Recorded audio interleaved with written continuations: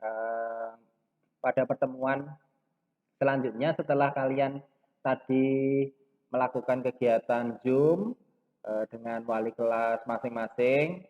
Tadi kalian sudah diterangkan beberapa hal kan terkait tentang proyek tema 1, lalu proyek tema 1 yaitu membuat scrapbook. Nah, tadi sudah diterangkan juga oleh Miss Jovita, Miss Ana, dan saya sendiri terkait tentang kebutuhan-kebutuhan apa yang dibutuhkan oleh kalian dan alat dan bahan apa yang dibutuhkan.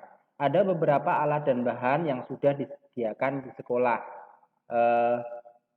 Besok kamu bisa mengambil di jadwal dan mohon ditunggu untuk jadwal pengambilannya. Jadi tidak semua itu bisa menyiapkan sendiri.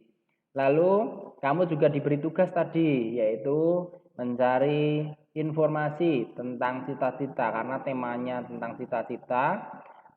Informasi pendukungnya misalnya saya bercita-cita sebagai guru, sebagai pengusaha. Nah, kira-kira pengusaha itu apa ya? Cara kerjanya bagaimana atau sebagai pilot bekerjanya itu bagaimana sih pilot dan lain sebagainya atau kenapa kamu memilih cita-cita sebagai pilot. Nah, itu silahkan dikumpulkan dulu informasinya dan besok kalian bisa tuangkan dalam scrapbook yang kalian buat. Nah, pada kali ini untuk menambah materi pelajaran, kita masuk minggu pertama, tema pertama yaitu tentang bahasa Indonesia. Nah, bahasa Indonesia kali ini Mister akan menyampaikan terkait dua topik. Yang pertama adalah pengertian huruf, suku kata, frase atau frasa, kalimat, dan paragraf. Dan topik yang kedua adalah unsur pembentuk paragraf. Dengan kita belajar ini diharapkan kita atau kalian bisa mereview, mengingat kembali apa yang dulu pernah kamu pelajari dari kelompok bermain, dari TK, dari kelas 1, 2, dan 3 terkait tentang huruf, suku kata, frase, dan kalimat. Tentunya Mister percaya kalian dulu sudah mempelajari. Maka dari itu Mister hari ini mau mereview lagi dan karena apa? Karena ini akan saling terkait nanti untuk depannya. Yang kedua adalah tentang unsur pembentuk paragraf. Nah, ini yang nanti akan pelajari dan di akhir sesi ini nanti ada tugas di forum, diskusi. Nanti bisa silahkan di bawah ada tombol balas, kalian bisa membalas informasi atau bisa membalas diskusi dengan menjawab pertanyaan yang Mister atau Miss siapkan. Selanjutnya kita masuk ke topik pertama yaitu pengertian kata, frase, kalimat, dan paragraf. Mohon maaf untuk yang klausa Mister skip dulu. Nah, unsur pembentuk paragraf atau langkah-langkahnya itu atau paragraf itu dibentuk dari apa sih? Nah, pertama waktu dulu kalian kecil itu kalian belajar tentang huruf atau abjad. Huruf atau abjad itu apa saja? Coba diingat-ingat. Nah, setelah kalian belajar huruf dan abjad, itu gabungan-gabungan huruf dan abjad itu akan membentuk suku kata. Nah, apa itu suku kata? Coba ingat kembali. Suku kata apa ya? Saya pernah belajar suku kata apa ya?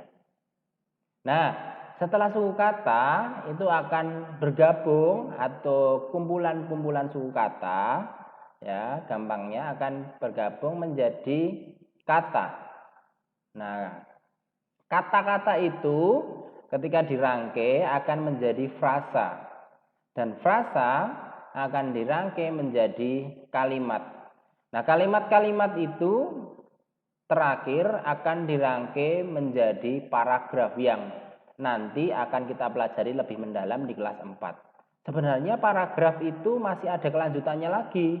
Bisa berupa cerita, bisa berupa tulisan. Ya, kalau kakak-kakakmu yang kuliah itu bisa nanti berupa laporan, tugas akhir, atau skripsi dan lain sebagainya. Itu namanya kumpulan-kumpulan tugas akhir atau cerita, itu bisa jadi apa? Bisa jadi buku, bisa jadi novel, dan lain sebagainya. Nah, itu akan dipelajari besok kalau kalian sudah lebih meningkat lagi. Nah, fokus kita sampai ke paragraf. Selanjutnya, Mister akan mengulang yang pertama adalah tentang huruf atau abjad. Nah, kalau nanti ada huruf atau abjad itu apa saja ya? Yang pertama adalah huruf atau abjad adalah satuan paling kecil dalam bahasa berupa lambang dalam suatu sistem tulisan. Jadi huruf atau abjad itu sebuah lambang tulisan. Ada dua jenis huruf. Yang pertama adalah kalian sering dengar atau dulu pernah diajari namanya huruf vokal. Ya, huruf vokal atau biasa disebut juga huruf hidup. Ada 5 huruf vokal yaitu A, I, U, E, dan O. Nah, atau biasa dulu sering menyingkat cepat AIUEO gitu. Lalu berikutnya adalah huruf konsonan atau huruf mati. Huruf konsonan atau huruf mati terdiri dari 21 huruf selain huruf vokal. Kalian bisa baca di slide. Berikutnya adalah huruf kapital atau huruf besar. Sebenarnya huruf itu hanya terdiri dari 2 huruf, tetapi ada istilah huruf kapital. Apa sih huruf kapital atau huruf besar? Apakah penulisannya A tetapi dibuat gede banget atau besar banget, ya kan? Sampai 1 buku penuh. Nah, kita lihat. Huruf kapital adalah huruf besar dipakai sebagai huruf pertama kata pada awal kalimat. Pada awal kalimat. Nah, itu hurufnya bisa A, B, C, D, dan E, dan seterusnya. Gabungan dari huruf konsonan dan vokal yang ditulis kapital atau besar. Nah, sedangkan kebalikan dari huruf kapital adalah huruf kecil, yaitu huruf yang digunakan untuk menulis kata-kata seperti ya A, B, C, D, E, tetapi penulisannya huruf kecil. Ya, huruf kecil berasal dari kata dasar huruf. Ya, misalnya ya menuliskan pergi, lalu sekolah. Nah, sekolah itu kalau tulisan nama tempat itu juga diawali dengan huruf kapital. Ya, ini tinggal mengulang, kamu pasti sudah diajari dulu. Selanjutnya adalah setelah huruf atau abjad apa tadi? Ya, kita masuk suku kata itu adalah jumlah gabungan satu atau lebih huruf konsonan dan satu huruf vokal atau hanya satu huruf vokal saja yang terucap saat sebuah kata diucapkan.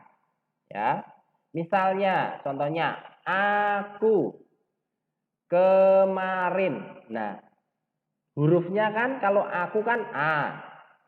Terus ku yaitu K dan U. Ketika digabung menjadi suku kata namanya yaitu aku, kemarin, budi, utama, dan lain sebagainya.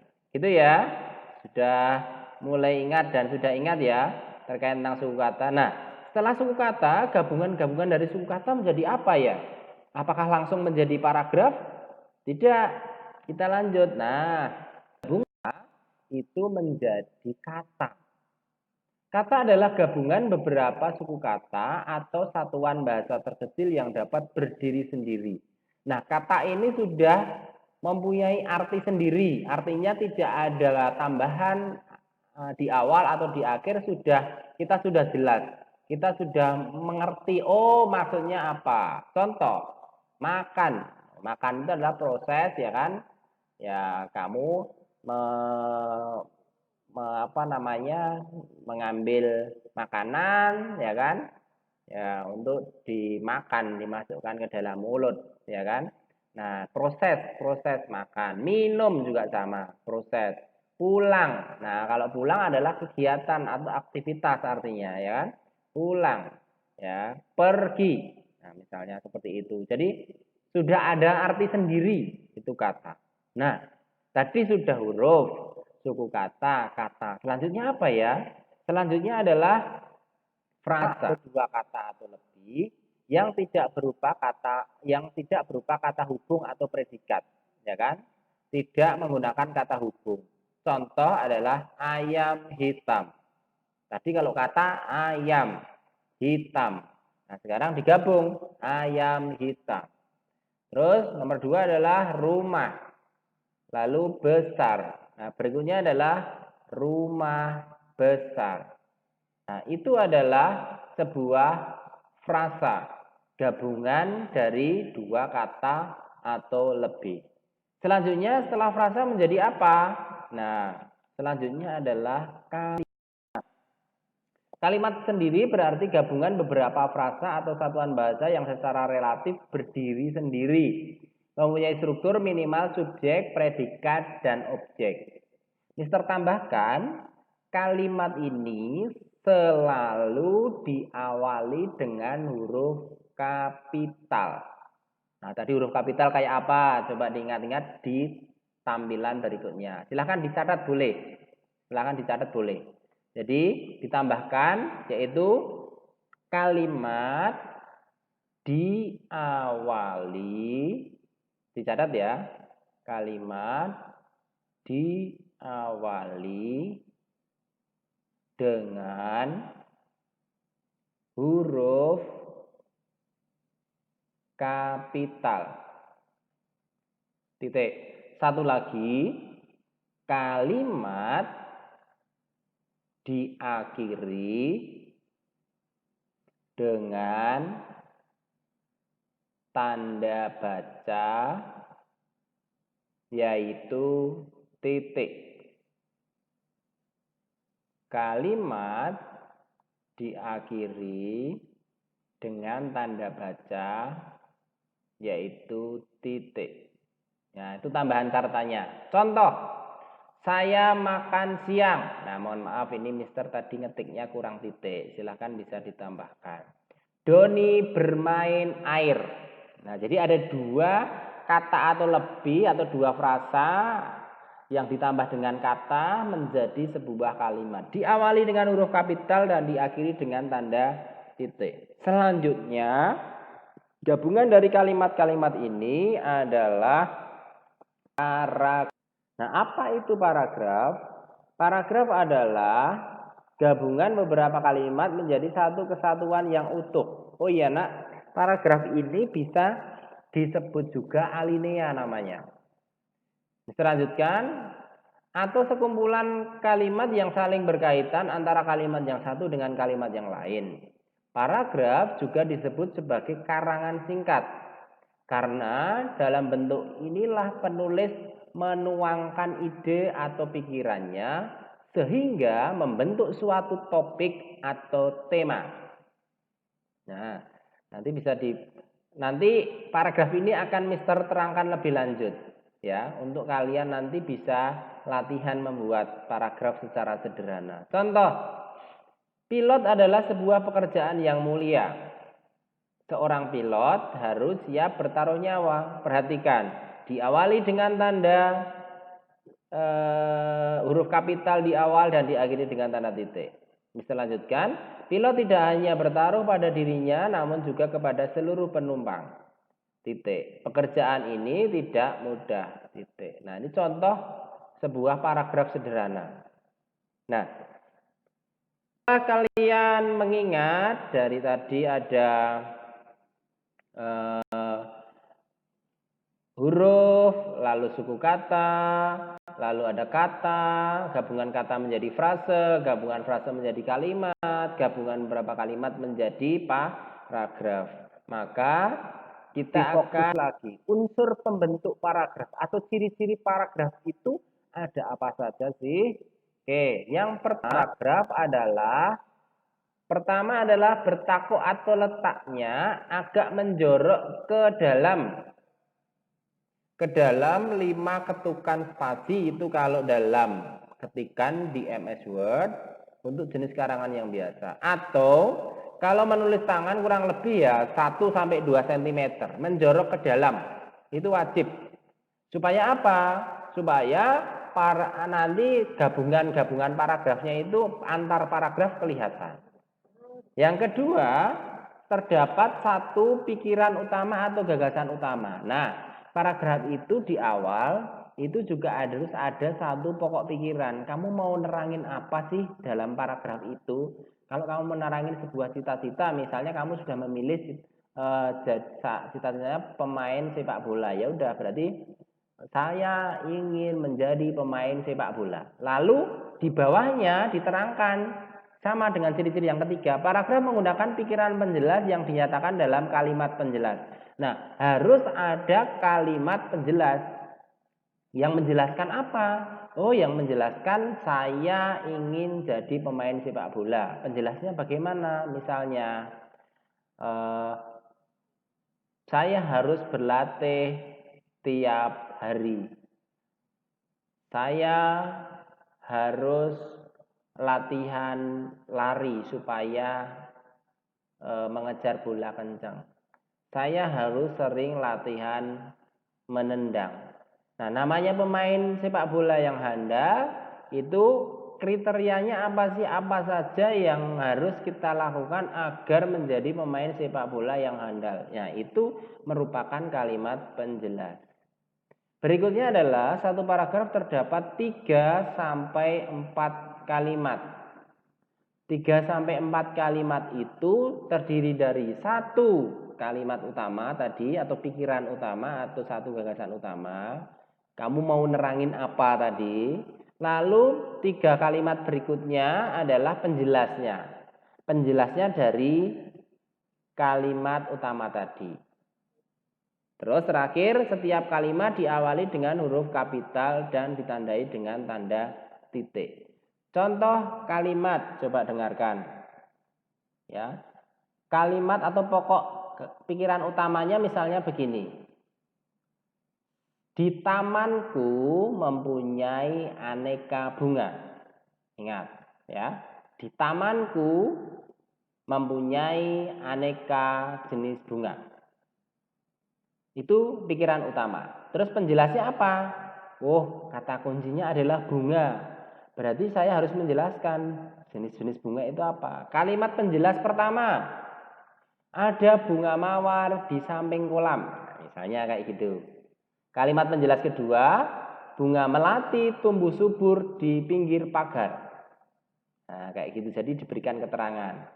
Bunga yang ketiga adalah tadi sudah mawar, terus melati, terus bunga teratai berada di tengah kolam. Nah, jadi ada satu paragraf atau satu kalimat utama, ya kan?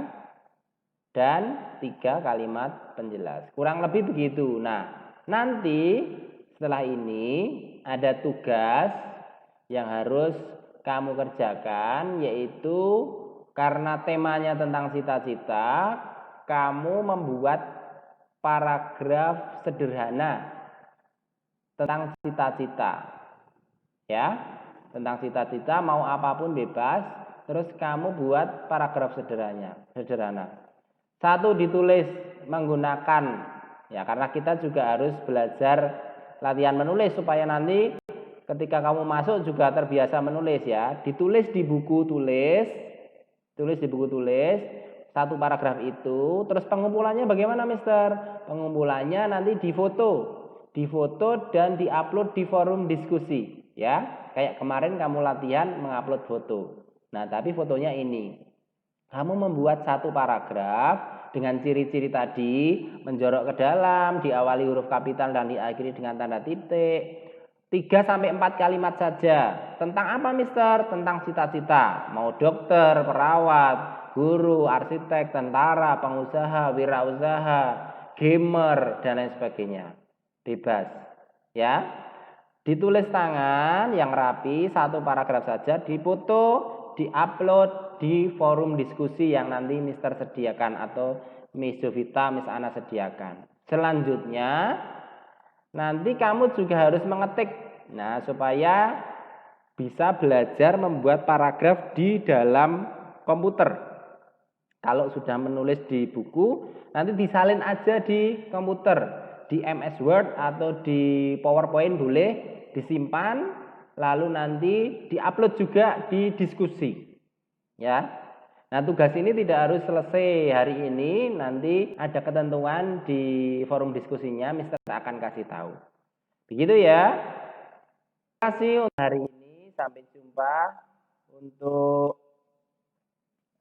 pertemuan yang akan datang dengan materi lain yang berbeda. Oke ya, selamat mengerjakan tugas, terus jaga kesehatan, tetap semangat, dan salam budi utama. Sampai jumpa.